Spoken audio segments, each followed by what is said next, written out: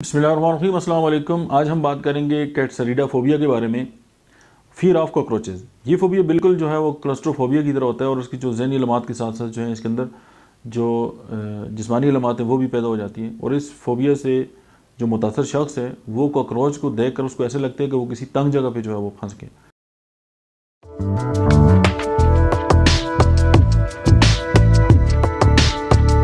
और वो यहाँ से जो है वो निकल नहीं सकता और वो बिल्कुल हरकत जो है वो नहीं कर सकता या वहाँ से भाग भी मतलब वो भाग जाना चाहता है लेकिन उसका जो जिस्म है उसको जो है वो साथ नहीं दे रहा। और इसके जो बेसिक इसकी जो रीज़न है वो एड्रिनल हार्मोन है जो पूरे जिस्म में जो है वो फैल जाता है और इसी हालत को जो है हम फ़ाइट और फ्लाइट का जो है वो नाम देते हैं। या तो आप मुकाबला करते हैं उस सिचुएशन का और या ये कि वो आप वहाँ से भाग जाते हैं। और इसी तरह एक टीचर थी उन्होंने इसी वजह से जो वो स्कूल छोड़ दिया था कि बच्चे जो है उनके सामने कॉकरोचेस का जो है वो जिक्र करते थे तो उससे उनकी हालत जो है वो ख़राब हो जाती थी और वो बिल्कुल एक जगह पे जो है वो जम जाती थी। तो उनको समझ नहीं आ रही थी कि वो अब वहाँ से किस तरह जो है वो निकलें या मतलब है कि हरकत करें या उस सिचुएशन से जो है वो निकलें।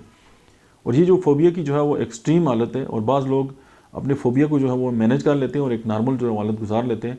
लेकिन अगर किसी इंसान का सिर्फ कॉकरोच का नाम सुन के ही अगर उसकी हालत गैर हो जाए और उसको पैनिक अटैक आ जाए तो फिर हम समझते हैं कि वो उसकी जो रोज़मर्रा की ज़िंदगी है वो मुतासर होने लगे।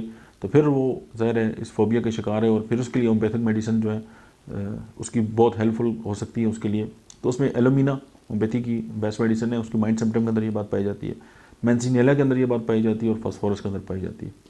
तो ये तीन जो बड़ी होम्योपैथी की अद्वियात हैं वो कॉकरोचेस का जो फ़ोबिया है उससे जो है वो मरीज़ की जान छुड़ा सकती हैं। आज के लिए इतना ही, मिलते हैं नेक्स्ट वीडियो में, तब तक आप देखते रहिए डॉक्टर मंजात ऑफिशियल।